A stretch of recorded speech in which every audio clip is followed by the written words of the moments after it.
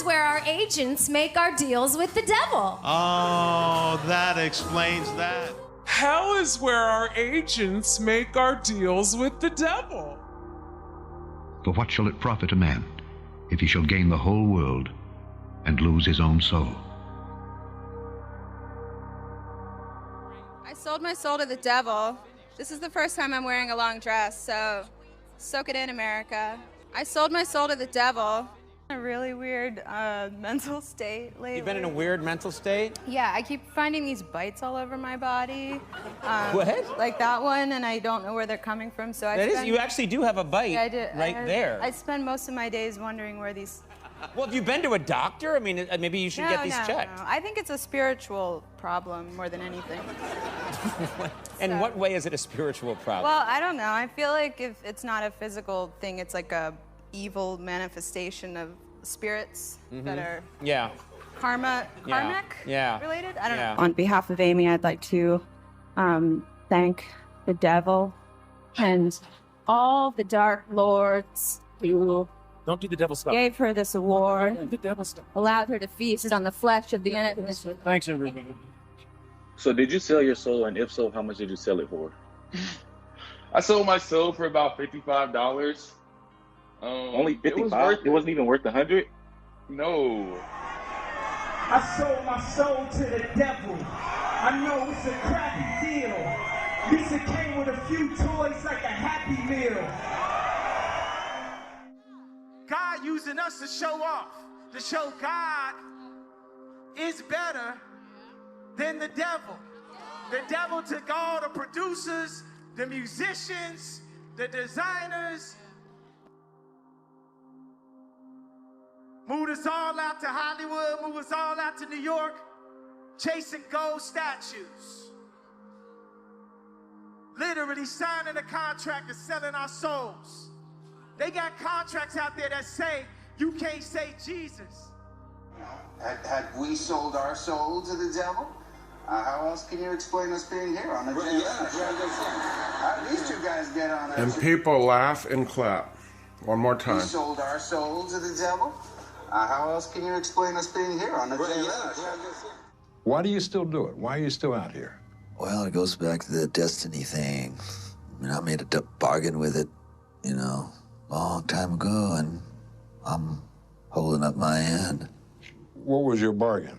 To get where I am now. Should I ask who you made the bargain with? with the chief commander.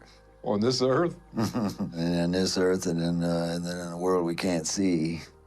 The whole idea of celebrity and fame has become really convoluted and, kind of bastardized, like whereas fame used to be the byproduct of success, and now it's the ultimate goal. And if your ultimate goal is to be famous, then you're gonna do a lot to get there, like sign your name in blood in a contract with the devil. Like you're gonna end up on a one-way street and it's going nowhere. Like that's just the truth. I've seen so many people like forsake their moral code and their value systems just for a little bit of fame, and it's not worth it at the end of the day. It's really not worth it.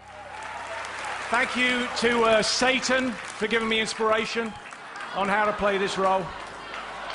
I've got to look at this table and say thanks. I'm very honored to be able to receive this amazing award from the depths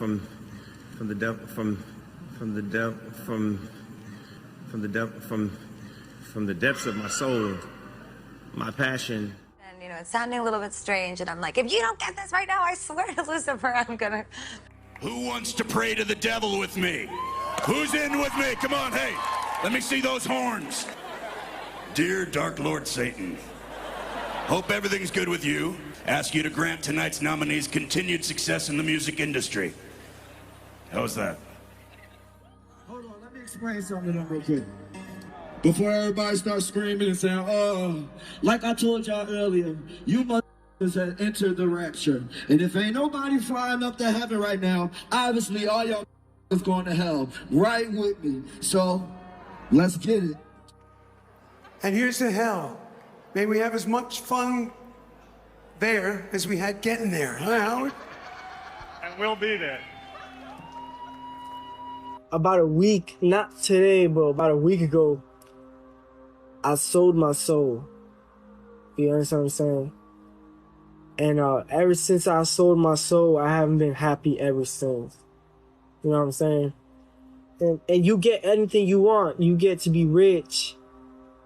You get to have fortune. You get to have everything you ever wanted. You feel me? But you could think I'm cap. I'm not tripping. I first came to Arizona, man, and I remember one day coming from the studio at 6 o'clock in the morning and pulling over on the highway. We like 4 cars, you know, just to watch the sunrise. And it was at that point that I fell in love with Arizona. I said, you know what, this has to be God's country. You know, because I'd never seen anything as beautiful as that sunrise. Then I met the devil in God's country.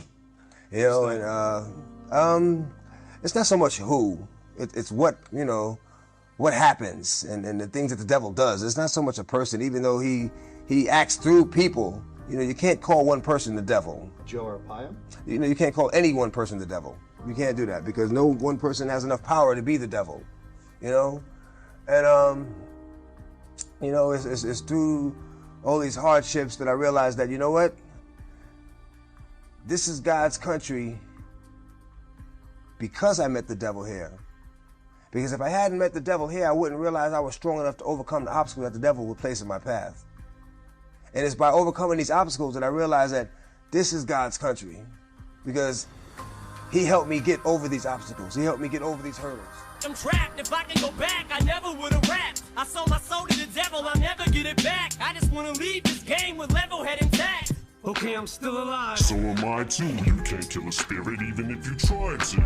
You sold your soul to me. Need I remind you? You remember that night you prayed to God you give anything to get a record deal? Well, Dre signed you. This is what you wanted your whole life. Also right? Whoa, look at this house. Look at these cars. They're so nice. Whoa. Oh, but you didn't know fame has a price too. That you just now seeing the downside too. I mean, I released a gospel record when I was 15 because I grew up in, you know, a household where all I ever did was listen to gospel music, and my parents are both traveling ministers, and so the guy that was preaching at the revivals, he came up to me out of, you know, a few thousand people and said, you know, you're gonna sing. Many people in the world will never truly be so free. Yeah, only reason that I live. Christ came down and died for you and me. I live because Christ died, and though he has suffered. I kind of sang about, you know, what was going on in my life at 15, and that's how I got introduced to the music industry. Because I swear I wanted to be like the Amy Grant of music. Yeah. But it didn't work out, and so I sold my soul to the devil. It didn't work out, and so I sold my soul to the devil. I remember sometime we do 10 episodes for my show, and in this last season, I was hitting a block, right? I was like, oh, I'm not doing it right? So I went in the corner, and then I was looking at the wall, and I was like, come on, devil, right? Come to me, because I had to do something like crazy, right?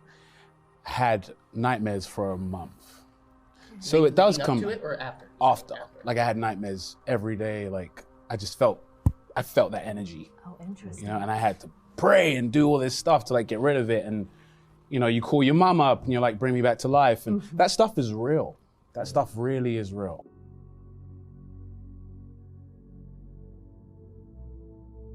So I'm from New York originally, and ever since I was little, ever since I could remember, I wanted to perform, sing, dance, act. It was just in me. Like my mom said, as soon as she brought me to church when I was old enough to walk, when worship started, I was in the aisles dancing. Wow. So it was just in me because the Lord gives us the gifts, right? And I just remember, you know, my parents putting me in dance classes and singing in children's choir, in dance, in church, everything in church, right? And I just loved it until I came across Whitney Houston singing I Will Always Love You on, I think it was VH1 or MTV, and I was enamored. I was just amazed at her vocal ability. And at 4, I remember thinking, I want to do that. I just knew this, I want to do that. She's beautiful. And so but I wasn't seeing that level of freedom in song at church that I saw her her capability, her delivery. And so I immediately made that distinction. And so like at church, it felt very boxed and limited, but the way the world was presenting singing in the arts, it just was liberating. And it was like, if I don't know who I am, I can figure it out then. If I don't know my ability and my range and my true like capabilities, I'm going to find it in the world. Because at church, they tell you how to do it. But in the world, you can discover it for yourself. So I did. So I remember thinking, when I'm 18, I'm going to really do this thing. Because my parents kept a tight leash in that they allowed me to listen to some secular music, but not everything. And anything, a lot of songs and artists were, that's Satan's music. That's the devil's music. Yeah. LA makes all the devil stuff. And I'm just like, y'all are so dramatic. And at church, it's the same language. Like, the demons are in those songs or whatever. I'm like, you guys are dramatic. That is not even true. And I grew up in a Pentecostal church, so I saw these things, but I didn't have the mindset to truly comprehend what was happening. But yet I just knew, like, that's conspiracy theory. You guys are dramatic. I'm going to do it. And my mom, because she was suppressed as a child, she really wanted me to go after my dreams. So she was there. She took me on auditions. She took me to commercials and things like that. And so she supported me, but she stayed close because she wanted to make sure that I was protected physically and spiritually. And so I turned 18 and I'm auditioning now for like big companies and big artists, and eventually start meeting producers in the industry, because at this time I'm in Miami and a lot of producers like to record down there. Gotcha. They'll go down there. It's wonderful weather. And I just happened to meet producers and songwriters and artists being out in the clubs, because that's where they go to hang out, right? And I just started building relationships and started recording. It started small, just recording, choruses or like verses on artist tracks, and eventually started to work on my own stuff with producers who saw something in me that wanted to invest the time. And so that just grew. And from there, I ended up getting in front of some big labels and eventually got a deal with Universal Republic. And I had an indie deal as well supporting me. And so that was really common to have an independent label contract with a major to find the song that's going to take over the world. Because I had songs on the radio, like locally, but it was like, okay, we need that big song. So I started collaborating with big artists. I had a song with Gucci Mane that was on the radio. I had a song with Busta Rhymes that was on the radio. I had a song with Sean Paul that never made it out, and we'll talk about that later. But we shot in Ibiza, and it was like the most amazing experience I've ever had. I'm like, I can't believe I'm here. My career is taking off. But yet still, you have the whispers of, the Holy Spirit. This isn't pleasing. Because I had a relationship with God, but it was that, okay, Lord, you don't understand what I want. Understand my dreams. You don't know, like, your way's boring. Like, just when I'm 50, I'll serve you. Dang. Just let me do it this way. Yeah. And then when I get it out of my system, then I'll serve you. But I'm pursuing it. And, my mom would come to some studio sessions with me and be praying under her breath. I didn't know that at the time. I know that now. But again, it was still devil's music, but just make sure that she was covering me spiritually. And so again, I would ignore a lot of that. I would sometimes get friends sending me videos of so-and-so sold their soul to the devil. And you would just think it's tabloid stuff. So I would shoo it away. I'm like, this is crazy stuff. Until one day. Come on. Until the one day that it comes from the horse's mouth. And so I'm working with a producer who's worked with everyone. I mean, to name a few, Destiny's Child and Michael Jackson were his biggest artists that he's worked with. So he knows his stuff. Yeah. And we're in a session one day and we take a break. And he's like, let's go for a walk. Now, this studio was in the basement of a hotel in Miami, and the hotel was under renovations. So we're walking around the suites and we're away from everybody else. And he was a good guy, like nothing weird, but he's like, so let me tell you something. You know that if you sold your soul to the devil, you can have instant fame tomorrow? So now, this just became real because it came from his mouth. And he's not saying it like a joke. This is real. This is matter of fact. This is, hey, if you did this, both of our careers will be on a whole nother level. Because he was kind of blacklisted at this time. He was trying to get his career back up. And as soon as he said this, I fell on my knees. I felt the weight of my conviction. And I always say this, I felt like there was an angel that either stepped in the room or drew his sword, because I couldn't stand it, neither could he. He found himself on a chair, I'm on the ground, and I'm crying out to God, like, forgive me, because I had this relationship with God where it was like, I'll live crazy, and then before I go to bed, in case I die in my sleep, I'm gonna ask for forgiveness. Because it was that Jesus he died on the cross for your sins. So as long as you ask for forgiveness, you're good. That was my level of faith at that time, or understanding of it. So I would live, however, and then if anything scared me, if I was in a weird airplane ride, Lord, forgive me, I promise, whatever, just empty words. So I'm crying out, I don't know how long. I get up, I wipe my eyes, and he's sitting on a chair, like head down, arms on his knees. And we never spoke of that incident ever again. I don't think we said anything to each other. I think we just looked at each other and just walked back to the studio and continued working. But in my mind, I'm like, this is a real thing, that artists do this. This is apparently a real thing. So I have to maintain my Christianity, but yet I'm still pursuing this. So I formed my own righteousness. I'm like, okay, I won't do this. I won't show this much skin. I won't sing certain lyrics. So this is what I started to do. Wow. And that only went so far. So now I'm fully aware that people do this. And it's like, I felt like that opportunity, well, it was an opportunity, but that moment really lifted the scales and really showed me that it's all spiritual. And that music is Oof. Come on. It's a weapon. And Whoa. it's a weapon, and it's meditation.